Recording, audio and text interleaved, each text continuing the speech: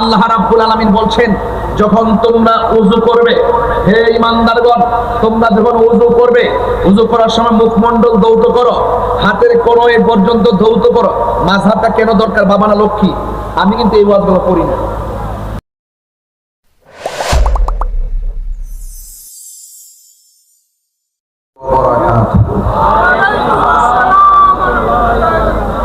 الصلاة والسلام عليك يا رسول الله.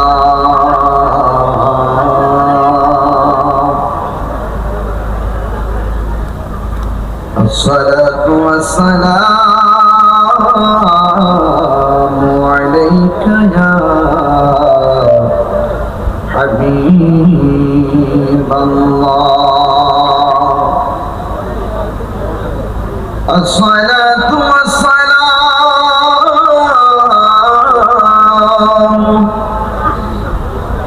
عليك يا شفيع المذنبين. الصلاة والسلام عليك يا رحمة للعالمين.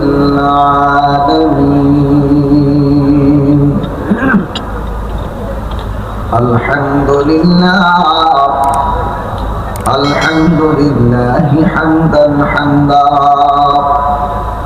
والشكر لله شكرا شكرا، الذي خلقنا ورزقنا لا تأخذه سنة ولا نوم. والصلاة والسلام على أشرف الأنبياء والمرسلين، وعلى آله وأصحابه وأزواجه وذريته أجمعين.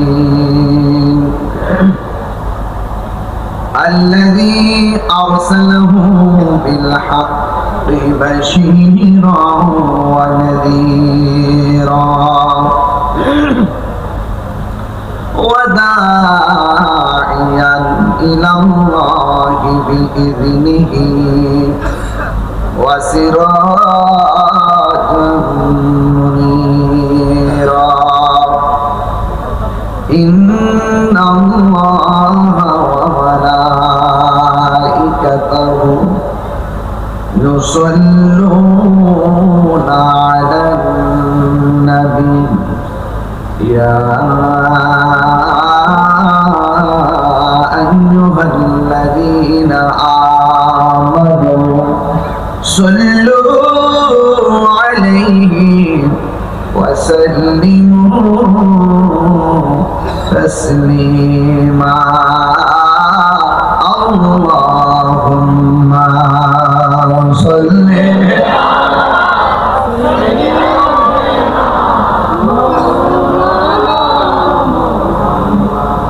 وعلى آل سيدنا.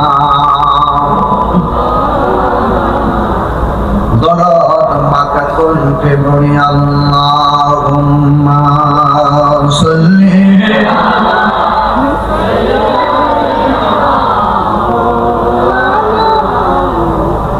وعلى آل سيدنا.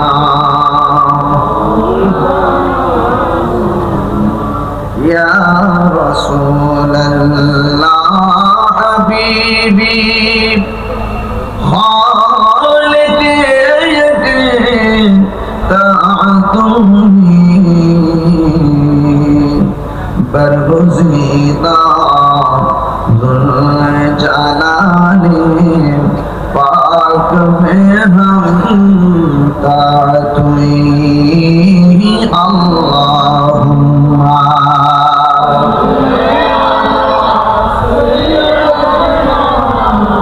मौला मुहम्मद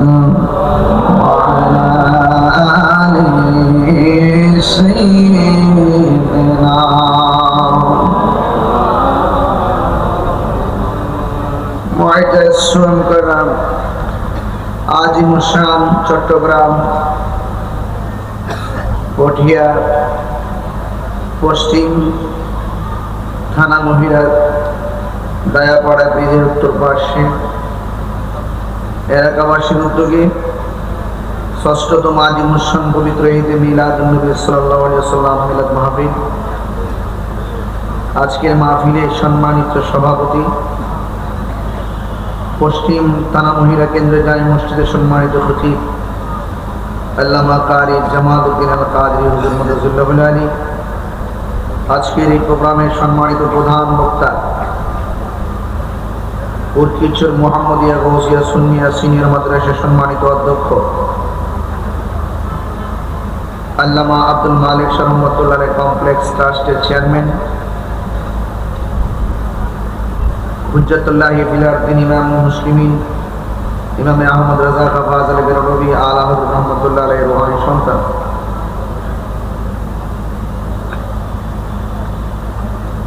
আল্লামা হাসান রাজা আল কাদরি হুজুর মুদাজ্জিলুল আলী, আপনারা হুজুর আমার সব দিক দিয়ে অভিজ্ঞ দক্ষ যোগ্য, এই জন্য হুজুরের নামটা আমার আগে দিবেন। হ্যাঁ, হয়তো আমি দূর থেকে আসছি মর্মে দিয়েছেন, কেন আমরা সুন্নিরা আদবওয়ালা,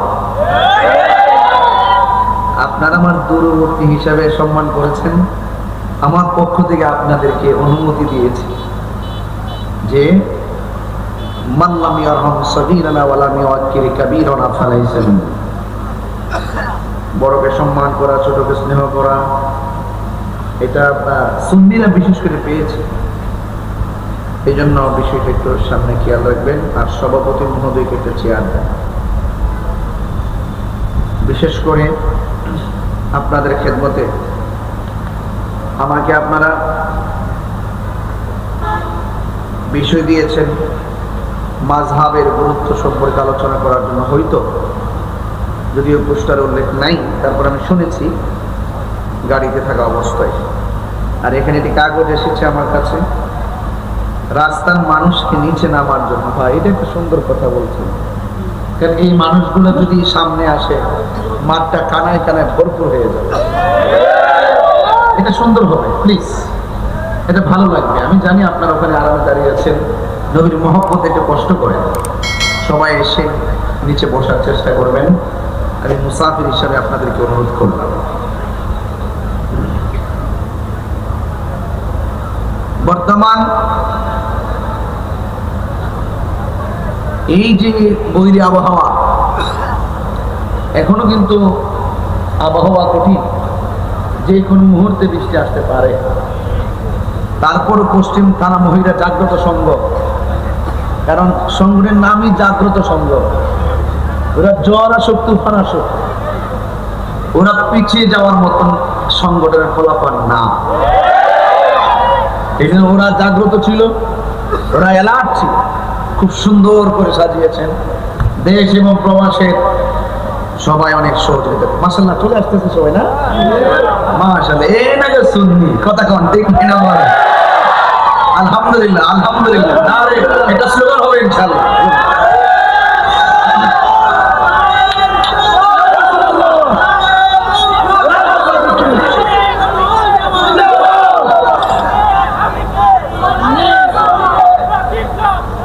সবাই বলি মারহাবা।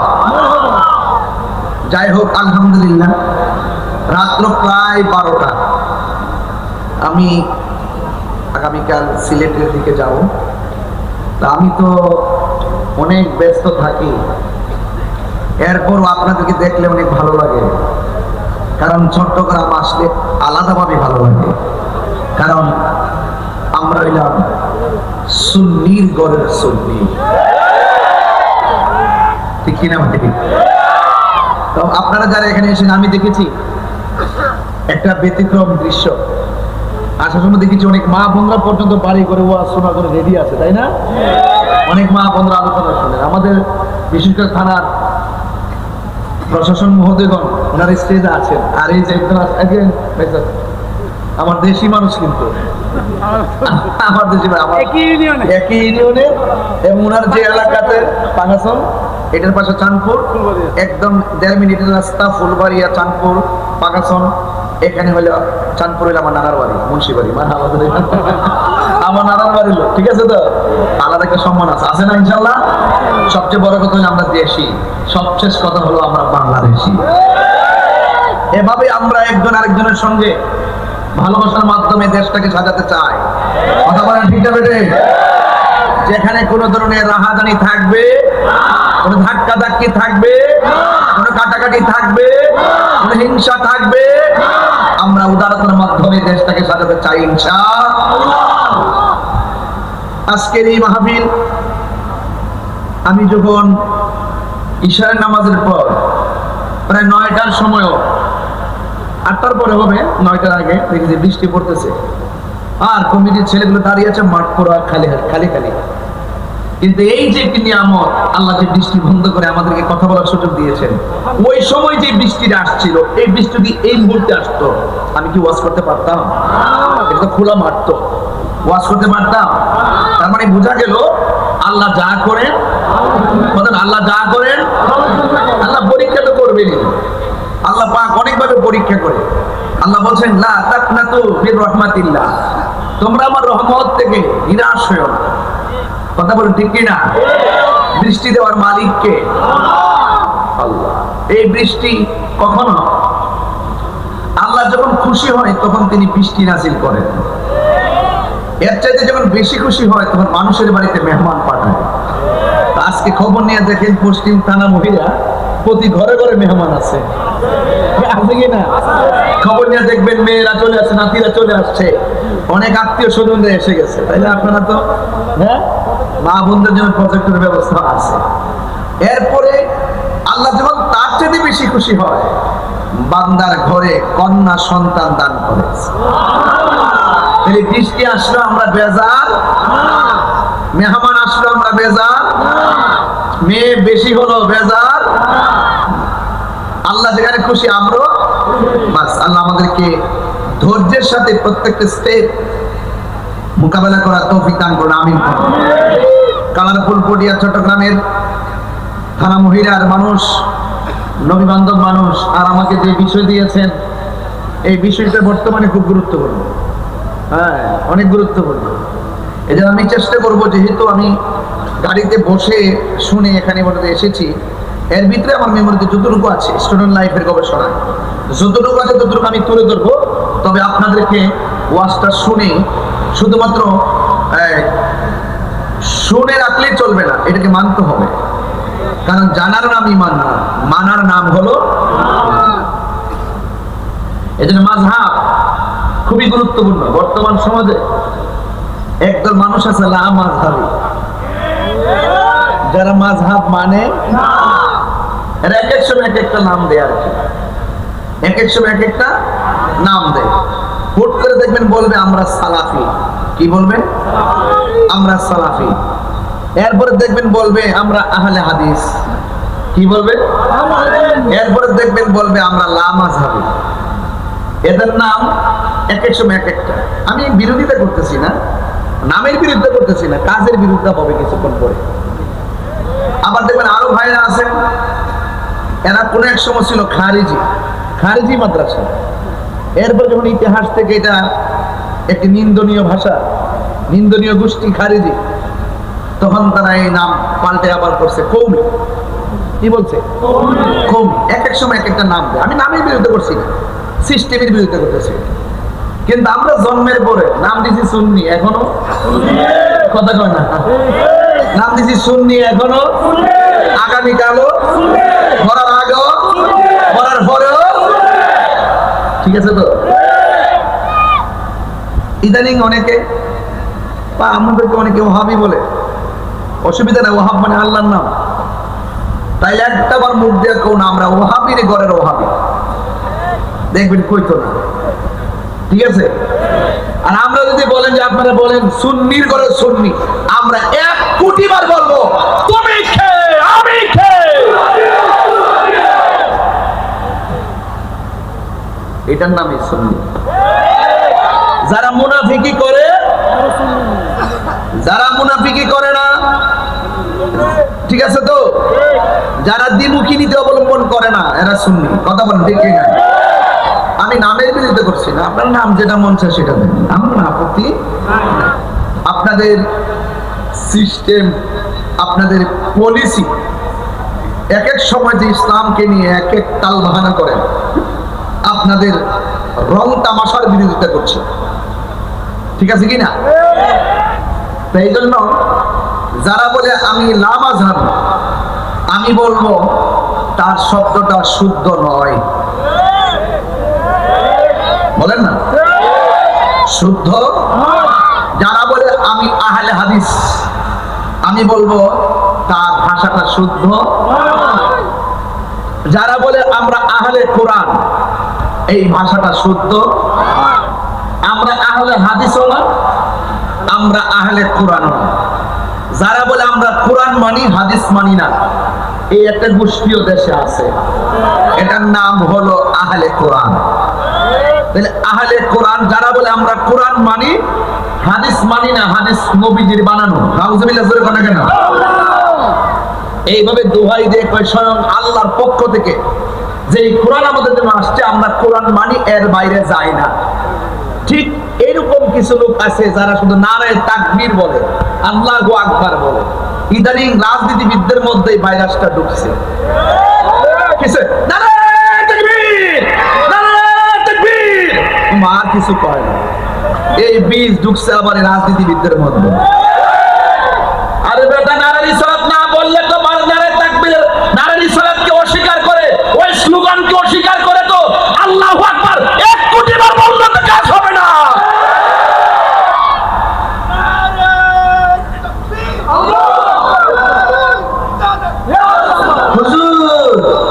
হুজুর, আমি আমার মাকে খুব সম্মান করি, আব্বার দেখতাম পারি না। ব্যাপারটা কেমন লাগে না? কথা বল না, ব্যাপারটা কেমন লাগে কিনা? তো আল্লাহর হুকুম, একটা হলো ওয়াহদানিয়াতের স্লোগান, আরেকটা হলো রিসালাতের স্লোগান। এক এক দল রাজনীতি করে কয় আমার দলের আদর্শের স্লোগান, কয়নি? আর দল পয়লা কারো সিলাই, দেশ পয়লা কারো সিলাই, জগৎ পয়লা কারো সিলাই, আসমান পয়লা কারো সিলাই, জমিন পয়লা কারো সিলাই, আরশ পয়লা কারো সিলাই, কুরসি পয়লা কারো সিলাই, সিন্নি খাইলা কার দ্বারা মোল্লা ছিল্লা না, নবী যদি না হইতো কিছুই তো হতো না। আর সেই নবীর স্লোগান দেওয়া যাবে না। কি বলে কয়েক মসজিদের মধ্যে মেহরাবে লা ইলাহা ইল্লাল্লাহর পাশে মুহাম্মাদুর রাসূলুল্লাহ লেখা যাবে না। এরপর আপনি তারা বলবেন মুসলমান। শুনেন, জেনারেল যারা আছেন তারা তো এত বিশদ ব্যাখ্যা বুঝে না। মনে করছে মাথা জন টুপি আছে, মাসে তো নামাজ জন পড়ে, ড্রেসগুলো সাদা, দেখতে আল্লাহর ওলির মতো। মনে করছে এরাই তো সুন্দর, নামাজ টামাজ পড়ে, হাফিজি মাদ্রাসা আছে, অনেক কিছু আছে, বোঝা যাইতেছে যে এরা আল্লাহর ওলি। কিন্তু সাধারণ জেনারেল যারা, তারা তার হাকিকত বুঝে না। ওরা যা চোখে দেখে তাই বিশ্বাস করে। কিন্তু ইসলামের যদি বিশদ ব্যাখ্যা আপনি না জানেন, যারা নারায়ে তাকবীর আল্লাহু আকবার স্লোগান দিবে আর নারায়ে রিসালাত ইয়া রাসূলুল্লাহ বলবে না, এটাকে ঘৃণা করবে, এই রিসালাতের স্লোগানের প্রতি বিদ্বেষ করবে, সে ইমানদার হবে দূরের কথা, মুসলমানই তো হতে পারে না।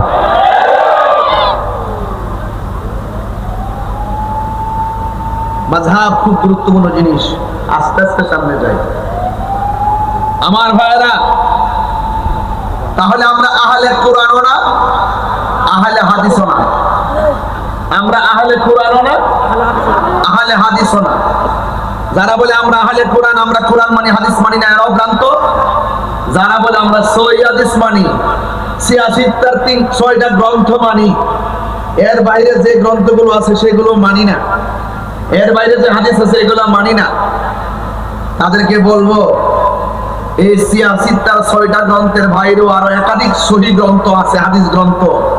তোমরা যদি ওইগুলোকে না মানো, ওই হাদিসগুলো কি বাদ? খবরদার। এই জন্য আমরা হাদিস মানি না, আমরা মানি সুন্নাহ।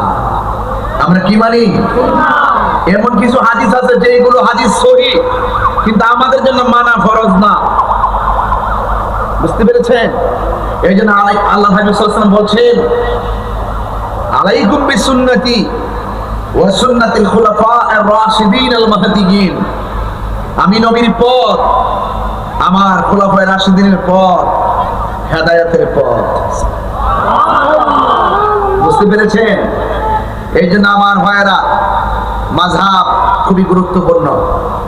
মাযহাব অর্থ কি? মাযহাব অর্থ হলো পথ, মাযহাব অর্থ হলো রাস্তা। মাযহাব অর্থ কি?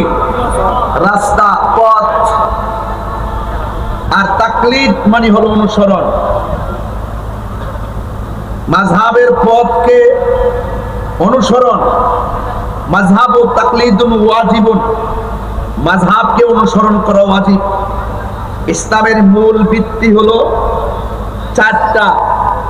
একটা হলো কোরআন, 2 নম্বর হলো সুন্নাহ, 3 নম্বর হলো ইজমা, 4 নম্বর হলো কিয়াস।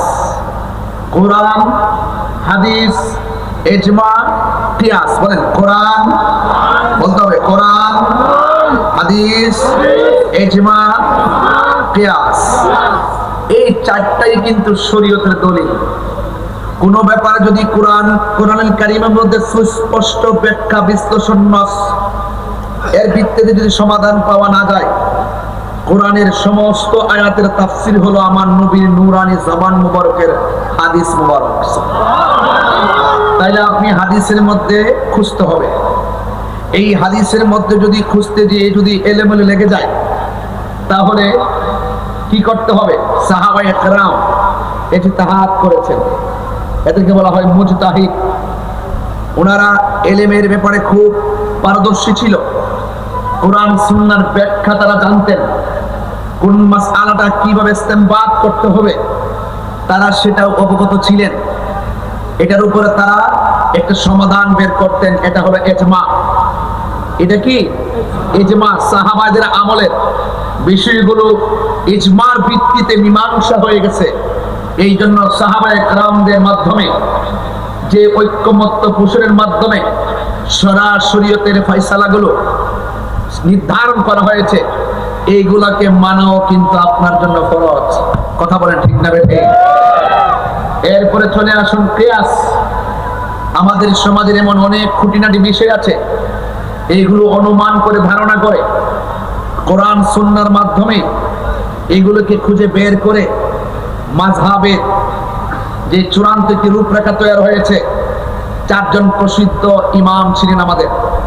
একজন হলো ইমামে আযম আবু হানিফা রাহমাতুল্লাহি আলাইহি, ইমামে শাফি রাহমাতুল্লাহি আলাইহি, ইমাম মালিক রাহমাতুল্লাহি আলাইহি, ইমাম হাম্বল রাহমাতুল্লাহি আলাইহি। সংক্ষিপ্তভাবে আহমদ ইবনে হাম্বল আমি সংক্ষিপ্ত বলি, হানাফি, শাফি, মালিকি, হাম্বলি, এই 4 জন প্রসিদ্ধ ইমাম। ওনারা কিন্তু এইগুলো বের করে আমাদের মাঝে সমাধান করে তুলে ধরেছেন। এখন প্রশ্ন হলো, আমরা যে এই কোরআন সুন্নাহর ব্যাখ্যা বিশ্লেষণগুলো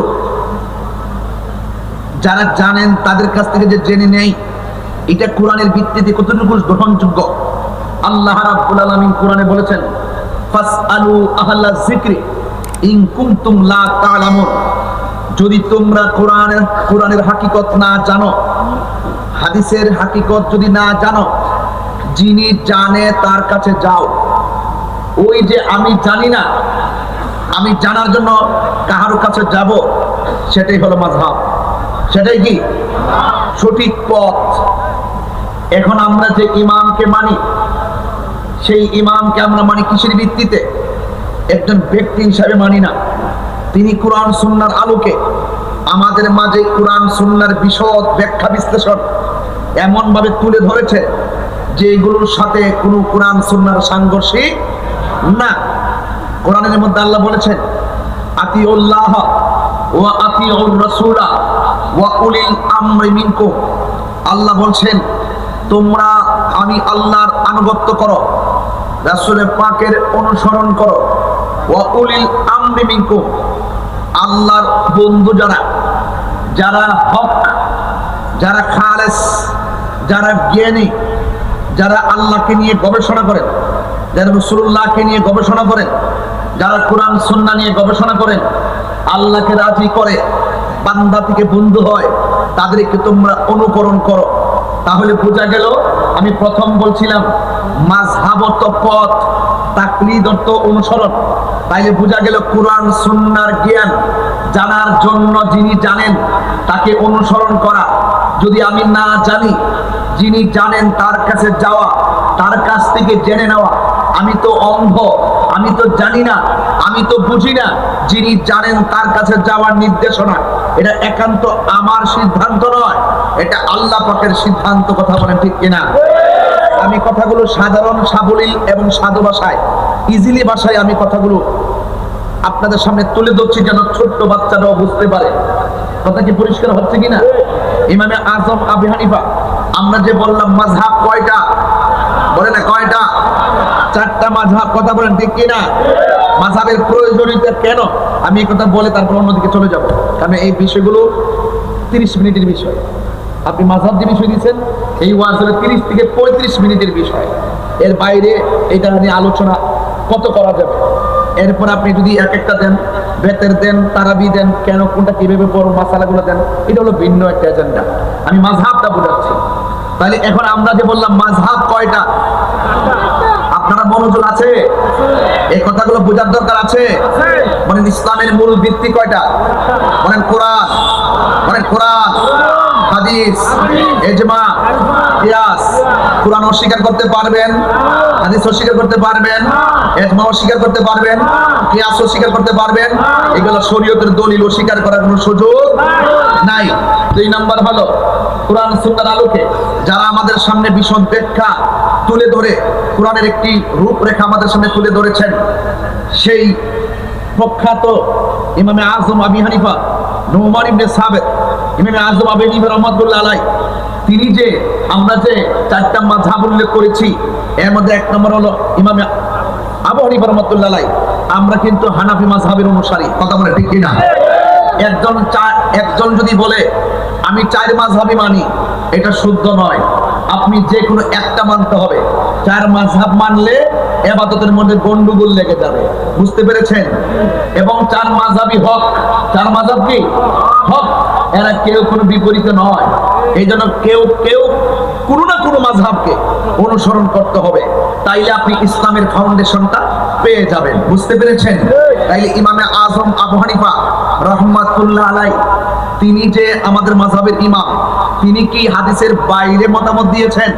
তাইলে আসেন, তিনি অনেকে বলে আপনারা যে হানাফি মাযহাব করেন, হানাফি মাযহাব যদি বলে থাকেন আর আপনাদের ইমাম যদি আবু হানিফা রাহমাতুল্লাহ আলাইহি হয়, তাহলে আপনাদের মাযহাব হলো হানাফি, তাহলে ইমাম আবু হানিফার মাযহাব ছিল কি?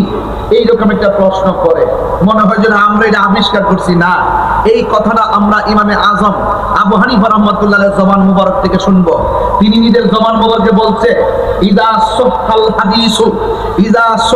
হাদিসু ফাহুয়া মাযহাবি। যখন সহিহ হাদিস পাওয়া যাবে, হাদিসটা যখন সহিহ হবে, হাদিসটা যখন কি হবে? সহিহ হবে। ফাহুয়া মাযহাবি, এটাই হলো আমার মাযহাব। চিৎকার মেরে কোন সুবহানাল্লাহ। কি কথা কি পরিষ্কার হয়েছে? তাহলে ইমাম আবু হানিফা রাহমাতুল্লাহ আলাইহির মাযহাব হাদিস, যে হাদিসগুলো সহিহ, যে হাদিসের মানদণ্ড ওকে, তিনি হাদিসের বিশ্লেষণ বুঝতেন। তিনি আল্লাহকে একাধিকবার স্বপ্ন দেখেছেন। যার চোখ থেকে আল্লাহ গোপন নাই, তিনি কি সাধারণ আপনার মতো আমার মতো মানুষ নাকি? তিনি এত ইলমের অধিকারী ছিলেন। বলছে ইদা সাহহাল হাদিসু ফাহুয়া মাযহাবি, যে যখন হাদিসটা সহিহ হবে, এটাই হলো আমার মাযহাব। এখন কথা হলো, হাদিস সহিহ হলে এটাই হলো আমার মাযহাব। এখন পেশটা কোথায়?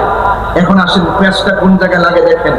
এখন প্রশ্ন হলো, আল্লাহ পাক রব্বুল আলামিন কোরআনুল কারীমের মধ্যে বলেছেন, ফামসিলু ফুজুহাকুম ওয়া আইদিয়াকুম ইলাল মারাফিকি ওয়ামসাহু রুউসাকুম ওয়া আরজুলাকুম ইলাল কাবাইন।